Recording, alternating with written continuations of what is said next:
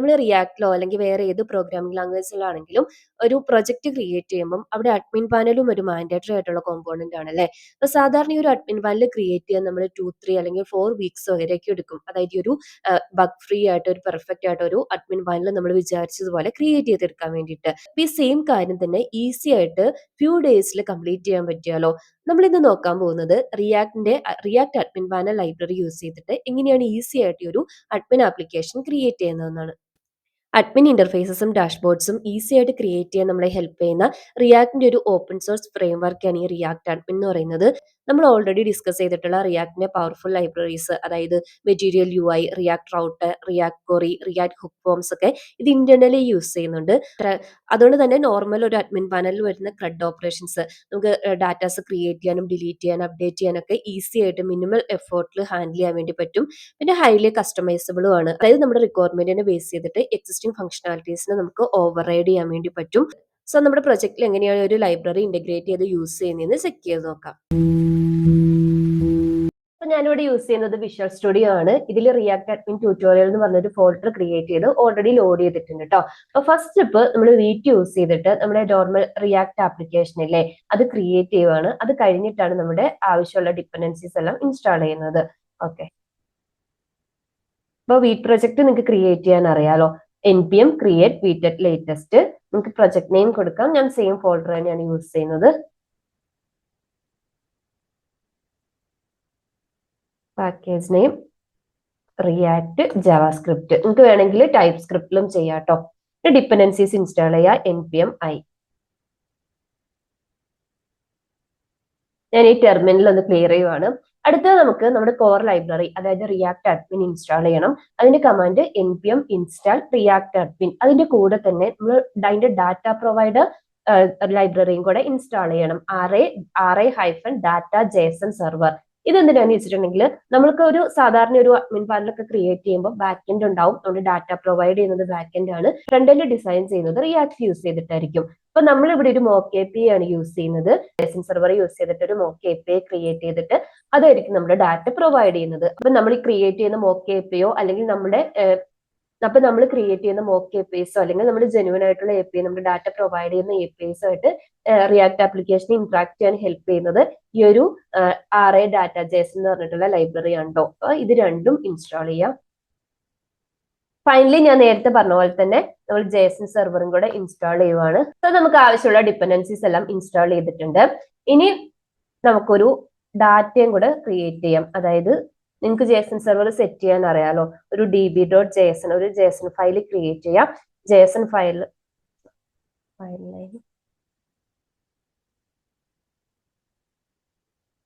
ഫയലിന്റെ അകത്ത് നമ്മുടെ ഡമ്മി ഡാറ്റ കൊടുക്കുക. ഞാനിപ്പോ കൊടുക്കുന്നത് 2 അറേസാ ഉള്ളത്. ഒരു യൂസേഴ്സിന്റെ അരയും ഒരു പ്രോഡക്ട്സിന്റെ അരയും. അതായത് ഈ അഡ്മിൻ പാനലില് 2 റൂട്ടാട്ടോ സെറ്റ് ചെയ്യാൻ പോകുന്നത്. ഇത് ക്ലോസ് ചെയ്യാം. ഇനി ഞാൻ ഈ ജേസൺ സെർവർ ഒന്ന് റൺ ചെയ്യുവാണ്.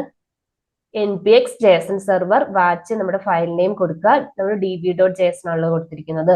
പിന്നെ പോർട്ട് നമ്പർ സ്പെസിഫൈ ചെയ്യാം. നിങ്ങൾക്ക് ഇഷ്ടമുള്ളത് കൊടുക്കാം. നമുക്ക് ബ്രൗസറിൽ പോയിട്ട് ജസ്റ്റ് ഈ സെർവർ ഒന്ന് ചെക്ക് ചെയ്യാം. 2 റൗട്ട്സ് ഉണ്ട്, യൂസേഴ്സും പ്രോഡക്ട്സും. ഓരോന്നിലും 20 ഐറ്റംസ് വെച്ചിട്ട് നമ്മൾ സേവ് ചെയ്തിട്ടുണ്ട്. ഇനി നമ്മുടെ പ്രൊജക്ട് ഒന്ന് ക്ലിയർ ചെയ്യാം. ഫസ്റ്റ് നമ്മൾ സാധാരണ ചെയ്യുന്ന പോലെ index.css കണ്ടന്റ് കംപ്ലീറ്റ് ആയിട്ട് ക്ലിയർ ചെയ്യുവാണ്. app.css കണ്ടന്റ് ക്ലിയർ ചെയ്യുവാണ്. app.jxs വന്നിട്ട് RAFC കോഡ് സ്നിപ്പറ്റ് യൂസ് ചെയ്തിട്ട് ഇതൊന്ന് ക്ലിയർ ചെയ്തിട്ട് റിയാക്ട് അഡ്മിൻ കൊടുത്ത് നമ്മുടെ റിയാക്ട് പ്രൊജക്റ്റും റൺ ചെയ്യുവാണ് കേട്ടോ. npm run dev. നമ്മൾ പ്രൊജക്ട് ക്രിയേറ്റ് ചെയ്തിട്ടുണ്ട്. ഇനി നമുക്ക് അഡ്മിൻ പാനലിൽ ഓരോ ഫീച്ചേഴ്സ് ആയിട്ട് ചെക്ക് ചെയ്യാം. ഇനി നെക്സ്റ്റ് സ്റ്റെപ്പ് നമ്മൾ നമ്മുടെ റിയാക്ട് പ്രൊജക്ടിന്റെ റൂട്ട് കോമ്പോണന്റ് സെറ്റ് ചെയ്യണം. ഇത് app.jxs ആണോ സെറ്റ് ചെയ്യുന്നത്. അതിന് വേണ്ടിയിട്ട് നമ്മൾ റിയാക്ട് അഡ്മിൻ തന്നെ പ്രൊവൈഡ് ചെയ്യുന്ന ബിൽറ്റ് ഇൻ കോമ്പോണന്റ് ആണ് അവരുടെ അഡ്മിൻ കോമ്പോണന്റ്. അതിനെ ഇമ്പോർട്ട് ചെയ്യാം. ഈ കോമ്പോണന്റ് ഒരു കണ്ടെയ്നർ കോമ്പോണന്റ് അല്ലെങ്കിൽ നമ്മുടെ റൂട്ട് കോമ്പോണന്റ് ആണ് പ്രൊജക്ടിന്റെ. ഇവിടെ ഡാറ്റ മാനേജ്മെന്റ്, അതായത് നമ്മൾ ക്രിയേറ്റ് ചെയ്ത് വെച്ചിരിക്കുന്ന ഒരു മോക്ക് API എന്ന് വരുന്ന ഡാറ്റനെ മാനേജ് ചെയ്യുന്നത്, യൂസർ ഒതന്റിക്കേഷൻ എല്ലാം മാനേജ് ചെയ്യുന്നത് ഈ ഒരു അഡ്മിൻ കോമ്പോണന്റ് ആയിരിക്കും. ഇതിന്റെ അകത്താണ് നമ്മൾ ഇനി വരുന്ന റിസോഴ്സസ്, അതായത് നമ്മുടെ എൻറ്റയർ അഡ്മിൻ യൂസർ ഇന്റർഫേസസിനെ റാപ്പ് ചെയ്യുന്നത് ഈ ഒരു അഡ്മിൻ കോമ്പോണന്റ് യൂസ് ചെയ്തിട്ടാണ്. ഇനി നമ്മുടെ കോമ്പോണന്റിന്റെ റൂട്ട് കോമ്പോണന്റ് ആയിട്ട് നമ്മൾ ഇമ്പോർട്ട് ചെയ്തിരിക്കുന്ന ഈ ഒരു അഡ്മിൻ കോമ്പോണന്റിനെ സെറ്റ് ചെയ്ത് കൊടുക്കണം. ഇനി ഒരു കോമ്പോണന്റ് ഒരു പ്രോപ്പർട്ടി അക്സെപ്റ്റ് ചെയ്യുന്നുണ്ട്, ബിൽറ്റ് ഇൻ ആയിട്ടുള്ളതാണ് ഡാറ്റ പ്രൊവൈഡർ എന്ന് പറയുന്നത്. നമ്മൾ ഓൾറെഡി ഒരു പാക്കേജ് ഇൻസ്റ്റാൾ ചെയ്തിട്ടുണ്ടായിരുന്നു, RAJSON ഡാറ്റ ജേസൺ പ്രൊവൈഡർ എന്ന് പറയുന്നത്.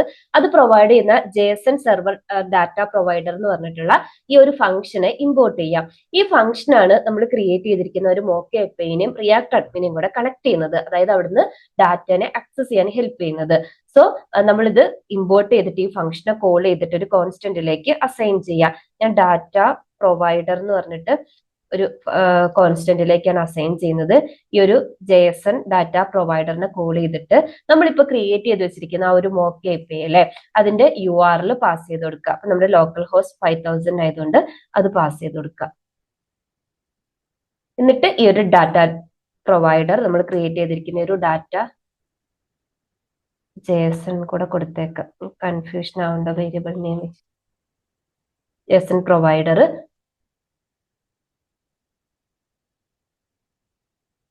ഡാറ്റ JSON പ്രൊവൈഡർ പാസ് ചെയ്ത് കൊടുത്തു.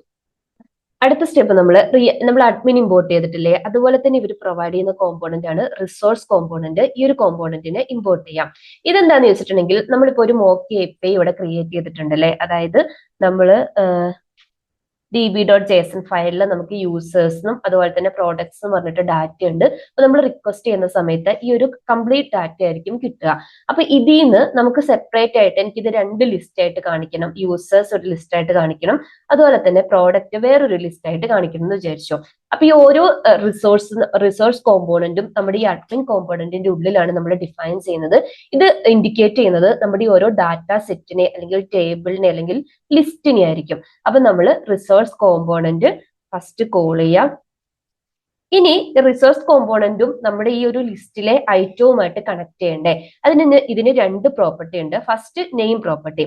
നെയിം പ്രോപ്പർട്ടിയിൽ നിങ്ങളിപ്പോ സാധാരണ ഡയറക്റ്റ് ആയിട്ട് ഒരു APIയിലേക്ക് ഒരു റിക്വസ്റ്റ് കൊടുക്കുന്ന സമയത്ത് നിങ്ങൾക്ക് ഈ ഒരു യൂസേഴ്സ് ആണ് വേണ്ടതെന്ന് വിചാരിച്ചു. അപ്പൊ നിങ്ങൾ എന്ത് ചെയ്യും, ബേസ് URLന്റെ കൂടെ /users എന്ന് കൊടുക്കും അല്ലെ.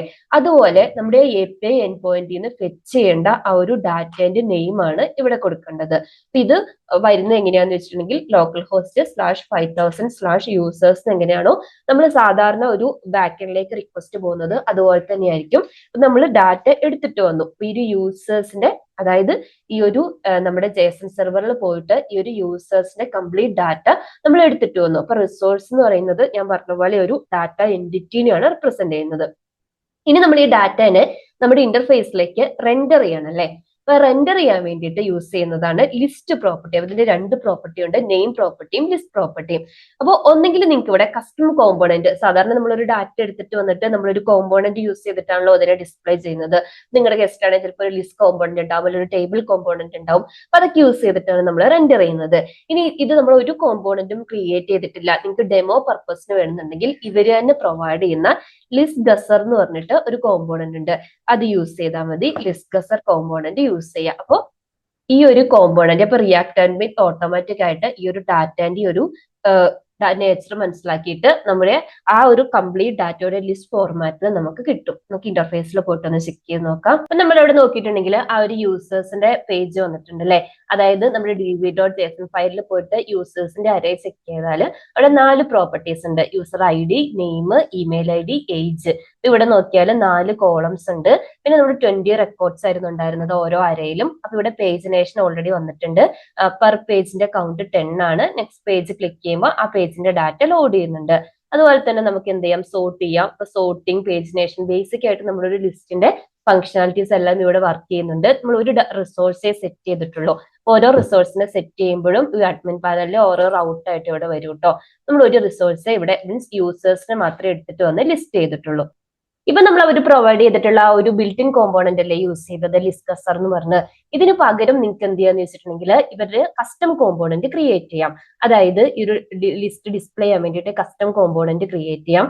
അതിന് വേണ്ടിയിട്ട് ഇൻസ്പെക്ട് ചെയ്യുക. ഇൻസ്പെക്ട് ചെയ്തിട്ട് കൺസോളിൽ പോയിട്ടുണ്ടെങ്കിൽ ഈ ഒരു ലിസ്റ്റ് കോമ്പോണന്റിന്റെ കംപ്ലീറ്റ് കോഡ് നിങ്ങൾക്ക് ഇവിടുന്ന് കിട്ടും. അപ്പൊ എന്ത് ചെയ്യുക, ഈ കോഡ് കോപ്പി ചെയ്യുക. എന്നിട്ട് ഞാൻ എന്റെ സോഴ്സ് ഫോൾഡറിന്റെ അണ്ടറിൽ ഫസ്റ്റ് കോമ്പോണന്റ്സ് എന്ന് പറഞ്ഞിട്ട് ഒരു ഫോൾഡർ ക്രിയേറ്റ് ചെയ്യുവാണ്. ഈ കോമ്പോണൻസ് ഫോൾഡറിന്റെ അണ്ടറിൽ ഞാൻ യൂസർ ലിസ്റ്റ് jxs എന്ന് പറഞ്ഞൊരു ഫയൽ ക്രിയേറ്റ് ചെയ്തിട്ട് ആ കോഡ് ഇതിലേക്ക് കോപ്പി ചെയ്തിടുക. എന്നിട്ട് നമ്മൾ ഈ ഒരു app.jxs വന്നിട്ട് നമ്മൾ ഈ ക്രിയേറ്റ് ചെയ്തിരിക്കുന്ന യൂസർ ലിസ്റ്റിന്റെ ഇതില്ലേ അത് കോപ്പി ചെയ്യുക. കോപ്പി ചെയ്ത് ഡിസ്കസർ കോമ്പോണന്റിന് പകരം ഒരു ലിസ്റ്റ് പ്രോപ്പർട്ടിയിൽ നമ്മൾ ഈ ക്രിയേറ്റ് ചെയ്തിരിക്കുന്ന കോമ്പോണന്റ് കൊടുക്കുക.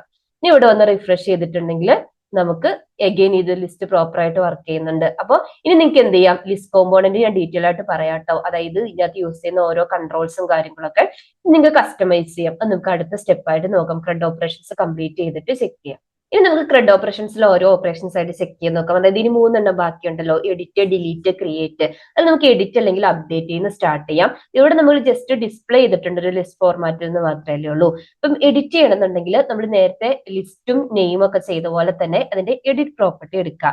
അതായത് എഡിറ്റ് പ്രോപ്സ് എടുക്കുക. ഇതിൽ അഗെയിൻ നമുക്ക് നമ്മുടെ കോമ്പോണന്റ് ഒന്നെങ്കിൽ കസ്റ്റം കോമ്പോണന്റ് അല്ലെങ്കിൽ ഇവരുടെ ബിൽറ്റ് ഇൻ കോമ്പോണന്റ് യൂസ് ചെയ്യാം. ഫസ്റ്റ് നമുക്ക് built in component edit gusset component നമ്മൾ നേരത്തെ ചെയ്ത പോലെ തന്നെ, അതായത് ലിസ്റ്റിന്റെ കേസിൽ ചെയ്ത പോലെ എഡിറ്റ് ഗസർ കോമ്പോണന്റ് ഇമ്പോർട്ട് ചെയ്യാം. ഇമ്പോർട്ട് ചെയ്ത് എഡിറ്റിൽ സെറ്റ് ചെയ്ത് കൊടുക്കാം. അഗെയിൻ നമ്മൾ ബ്രൗസറിൽ വന്ന് റിഫ്രഷ് ചെയ്തിട്ടുണ്ടെങ്കിൽ ഇനി നിങ്ങൾ ഈ റോ ക്ലിക്ക് ചെയ്തിട്ടുണ്ടെങ്കിൽ അത് എഡിറ്റ് വിൻഡോയിലേക്ക് പോകും. അതായത് നമുക്ക് എന്തെങ്കിലും അപ്ഡേറ്റ് ചെയ്യാം.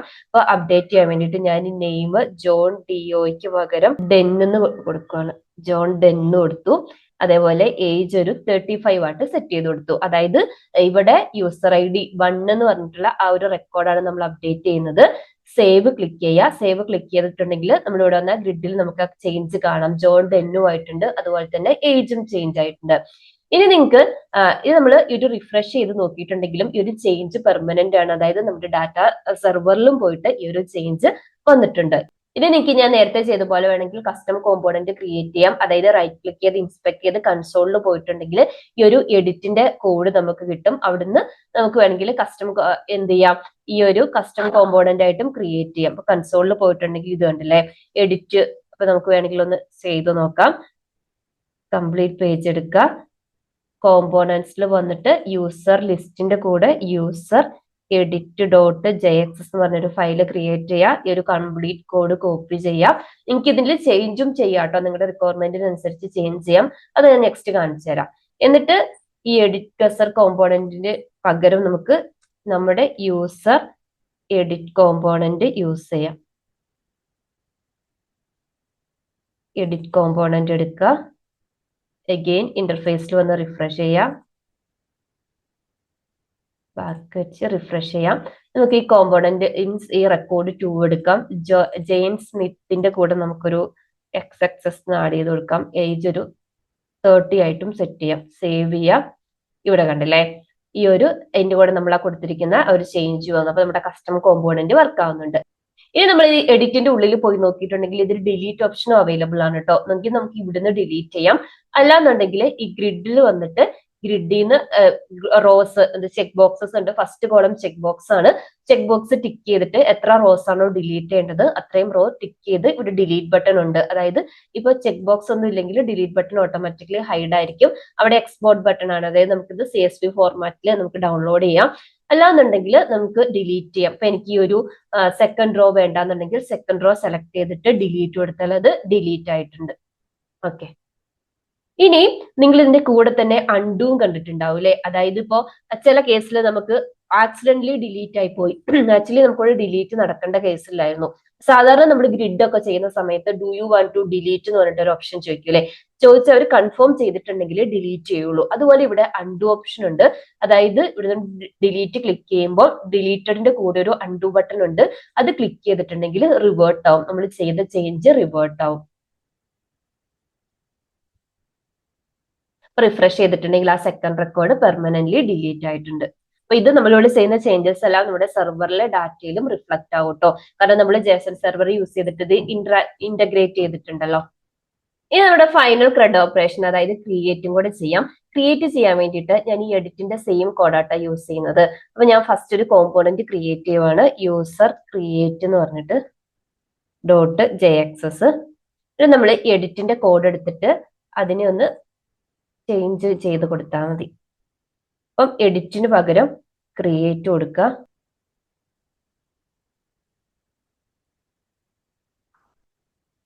അതുപോലെ തന്നെ കോമ്പോണന്റ് നെയിമും യൂസർ ക്രിയേറ്റ് എന്ന് സെറ്റ് ചെയ്ത് കൊടുക്കുക. എഡിറ്റിനെ റിമൂവ് ചെയ്യാം.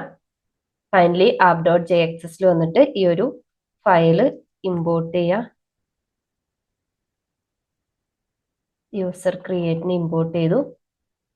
ഇനി നമ്മൾ എഡിറ്റ് പ്രോപ്പർട്ടി യൂസ് ചെയ്ത പോലെ തന്നെ ബിൽറ്റിൻ ആയിട്ടുള്ള പ്രോപ്പർട്ടി ക്രിയേറ്റും അവൈലബിൾ ആണ്. അതിനകത്ത് ക്രിയേറ്റ് കൊടുക്കുക. നമ്മൾ ഇന്റർഫേസിൽ വന്നിട്ട് ചെക്ക് ചെയ്ത് നോക്കുക, റിഫ്രഷ് ചെയ്യാം. ഇപ്പൊ റൈറ്റ് സൈഡിൽ നമുക്ക് ക്രിയേറ്റ് ബട്ടൺ കാണാം. ക്രിയേറ്റ് ക്ലിക്ക് ചെയ്യുക. അപ്പൊ ID സെറ്റ് ചെയ്ത് കൊടുക്കുക. അപ്പൊ നമ്മൾ ഇപ്പൊ 20 റെക്കോർഡ് അല്ലായിരുന്നു, അപ്പൊ ഞാൻ 21 കൊടുത്തു. ഇനി നെയിം കൊടുക്കുക. ഞാൻ അനു സിജു എന്ന് നെയിം കൊടുത്തു. ഇമെയിൽ ID anu@gmail.com എന്ന് കൊടുത്തു. ഏജും കൊടുത്ത് സേവ് ചെയ്യാം. സേവ് ചെയ്ത് തിരിച്ച് നമ്മുടെ ലിസ്റ്റിലേക്ക് വരിക. ലിസ്റ്റിൽ വന്നിട്ടുണ്ടെങ്കിൽ അഗെയിൻ നമ്മൾ ഓൾറെഡി ഒരു റെക്കോർഡ് ഡിലീറ്റ് ചെയ്തുകൊണ്ട് 20 റെക്കോർഡ്സേ ഉണ്ടാവുള്ളൂ. നെക്സ്റ്റ് പേജിൽ പോയിട്ടുണ്ടെങ്കിൽ 21 ആയിട്ട് നമ്മുടെ ഒരു അനു സിജു എന്ന് പറഞ്ഞിട്ടുള്ള ആ ഒരു പുതിയ റെക്കോർഡ് ക്രിയേറ്റ് ആയിട്ടുണ്ട്. റിഫ്രഷ് ചെയ്തിട്ട് നോക്കുക. റിഫ്രഷ് ചെയ്തിട്ടുണ്ടെങ്കിലും പെർമനന്റ് ആയിട്ട് ഇത് സെറ്റ് ചെയ്തിരിക്കുന്നതാണ്.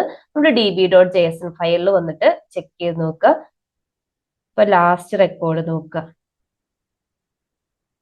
നമ്മൾ ആ ക്രിയേറ്റ് ചെയ്തിരിക്കുന്ന റെക്കോർഡ് ഈ ഒരു സെർവറിലും റിഫ്ലക്ട് ആയിട്ടുണ്ട്. സോ നമ്മളൊരു കംപ്ലീറ്റ് എൻറ്റിറ്റി ക്രിയേറ്റ് ചെയ്തു. അതായത് ഒരു റിസോഴ്സ് എന്ന് പറഞ്ഞിട്ടുള്ള ഈ ഒരു എൻറ്റിറ്റിക്ക് വേണ്ടിയിട്ട് നമ്മൾ എല്ലാ CRUD ഓപ്പറേഷൻസും ക്രിയേറ്റ്, അപ്ഡേറ്റ്, ഡിലീറ്റ് എല്ലാം ഇംപ്ലിമെന്റ് ചെയ്തു. ഇനി നിങ്ങൾക്ക് ഇതേ കാര്യം തന്നെ എന്തിനും ചെയ്യാന്ന് വെച്ചാൽ നമ്മളിപ്പോ യൂസേഴ്സ് എന്ന് പറഞ്ഞിട്ടുള്ള ആ ഒരു അറേ മാത്രമല്ലേ നമ്മുടെ സെർവറിൽ നിന്ന് വരുന്നത് ലിസ്റ്റ് ചെയ്ത് അപ്ഡേറ്റും ഡിലീറ്റും ഒക്കെ ഇംപ്ലിമെന്റ് ചെയ്തിട്ടുള്ളൂ. സെയിം കാര്യം തന്നെ നമുക്ക് ഇതിനും ചെയ്യാം. അതായത് നമുക്ക് ഒരു അരയും കൂടെ ആ db.json ഫയലിൽ ഉണ്ടല്ലോ, പ്രോഡക്ട്സ് എന്ന് പറഞ്ഞിട്ട്, ഇതിനും നമുക്ക് സെറ്റ് ചെയ്യാം.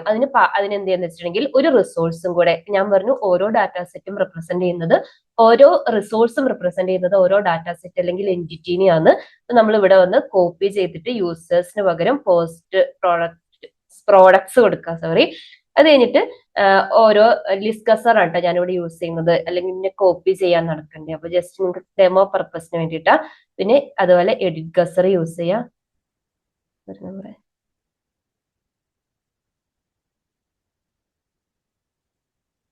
അൺഡു ചെയ്തപ്പോഴെങ്ങാണ്ട് യൂസർ എഡിറ്റ് മാറിപ്പോയിട്ടുണ്ടായിരുന്നു.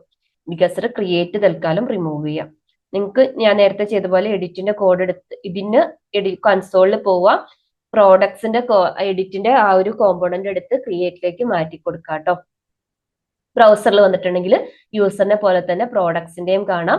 ആ പ്രോഡക്റ്റിന്റെ അകത്തുള്ള ID, നെയിം, പ്രൈസ്, കാറ്റഗറീസ് എല്ലാം ലിസ്റ്റ് ചെയ്ത് വന്നിട്ടുണ്ട്. അപ്പൊ മൾട്ടിപ്പിൾ റിസോഴ്സസ് എങ്ങനെയാണ് ഒരു അഡ്മിൻ പാനലിൽ വരുന്നതെന്ന് ജസ്റ്റ് ഞാനൊന്ന് കാണിച്ചു തന്നതാണ്. അപ്പൊ എഗെയിൻ നിങ്ങൾക്ക് എന്ത് ചെയ്യാം, ഞാനിവിടെ യൂസറിന്റെ ചെയ്ത പോലെ തന്നെ ക്രിയേറ്റ്, എഡിറ്റ്, ലിസ്റ്റ്, ഫയൽസ് ഒക്കെ സെപ്പറേറ്റ് ആയിട്ട് ക്രിയേറ്റ് ചെയ്ത് ഇവിടെ സെറ്റ് ചെയ്ത് കൊടുക്കാം. ഞാനിപ്പോ അത് ചെയ്യുന്നില്ല, നിങ്ങൾ അത് പ്രാക്ടീസ് ചെയ്ത് നോക്കാം കേട്ടോ. നമ്മുടെ ബേസിക് ആയിട്ടുള്ള CRUD ഓപ്പറേഷൻസ് ഒക്കെ കംപ്ലീറ്റ് ചെയ്തില്ലേ. ഇനി നെക്സ്റ്റ് സ്റ്റെപ്പ് എന്ന് പറയുന്നത് എങ്ങനെയാണ് ഇതിനെ കസ്റ്റമൈസ് ചെയ്യുന്നതെന്ന് നോക്കാം. അതിന് നമുക്ക് ഫസ്റ്റ് ഞാൻ ഈ യൂസർ ലിസ്റ്റിൽ വരുവാണ്.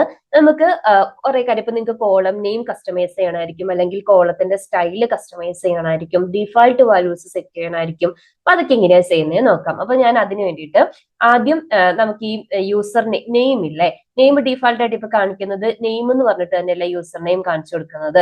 അതിന് പകരം എനിക്ക് യൂസർ നെയിം എന്ന് വേണം കോളം ഹെഡ് വരാൻ വേണ്ടിയിട്ട്. കോളം ഹെഡിങ് ചേഞ്ച് ചെയ്യണം.